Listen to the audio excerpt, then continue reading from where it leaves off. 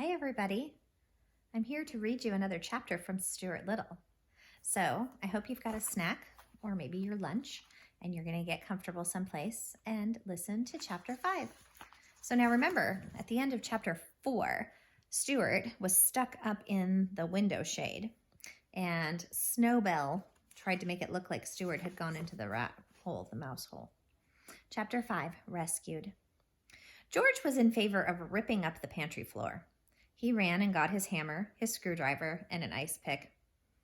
"I'll have this old floor up in double time," he said, inserting his screwdriver under the edge of the first board and giving a good, vigorous pry.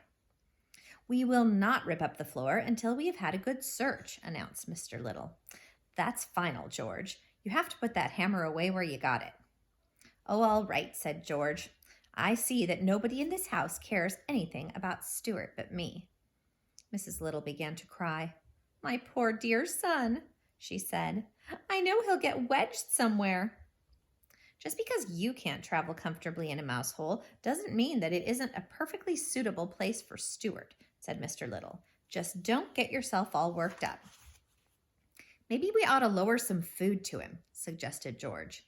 "That's what the state police did when a man got stuck in a cave." George darted into the kitchen and came back with a dish of applesauce. "We can pour some of this in and it will run down to where he is." George spooned out a bit of the applesauce and started to poke it into the hole. "Stop that," bellowed Mr. Little. "George, will you kindly let me handle this situation? Put that applesauce away immediately." Mr. Little glared fiercely at George.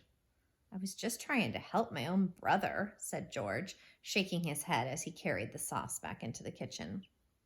"Let's all call to Stuart," suggested Mr. Little. "It is quite possible that the mouse hole branches and twists around and that he got lost." "Very well," said Mr. Little. "I will count to 3, and then we will all call.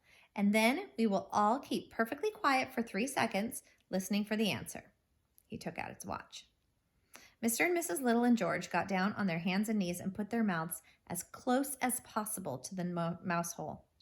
And then they all called, "Stuart!"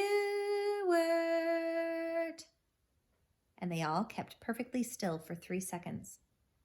Stuart, from his cramped position inside the rolled-up shade, heard them yelling in the pantry and called back, "Here I am!"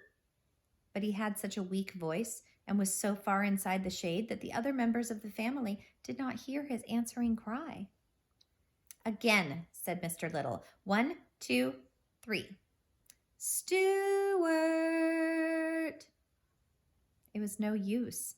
No answer was heard. Mrs. Little went up to her bedroom, lay down, and sobbed.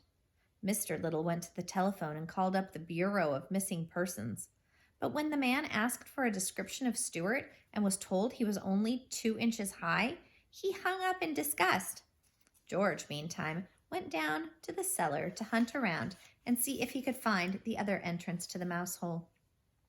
He moved a great many trunks, suitcases, flower pots, baskets, boxes, and broken chairs from one end of the cellar to the other in order to get at the section of the wall which he thought was the likeliest, but he found no hole. He did, however, come across an old discarded rowing machine of Mr. Little's, and, becoming interested in this, carried it upstairs with some difficulty and spent the rest of the morning rowing. When lunchtime came, everybody had forgotten about breakfast. All 3 sat down to a lamb stew, which Mrs. Little had prepared, but it was a sad meal, each one trying not to stare at the small empty chair, which Stuart always occupied, right next to Mrs. Little's glass of water. No one could eat, so great was the sorrow. George ate a bit of dessert, but nothing else. When lunch was over, Mrs. Little broke out crying again and said she thought Stuart must be dead. "Oh, nonsense, nonsense," growled Mr. Little. "If he is dead," said George, "we ought to pull down the shades all around the house." And he raced to the windows and began pulling down the shades. "George," shouted Mr. Little in an exasperated tone, "if you don't stop acting in this fashion, I will have to punish you.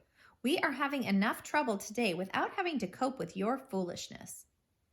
But George had already run into the living room and had begun to darken it to show his respect for the dead. He pulled a cord and out popped Stuart onto the windowsill. Well, for the love of Pete, said George. Look who's here, Mom. It's about time somebody pulled down that shade, remarked Stuart. That's all I can say. He was quite weak and hungry.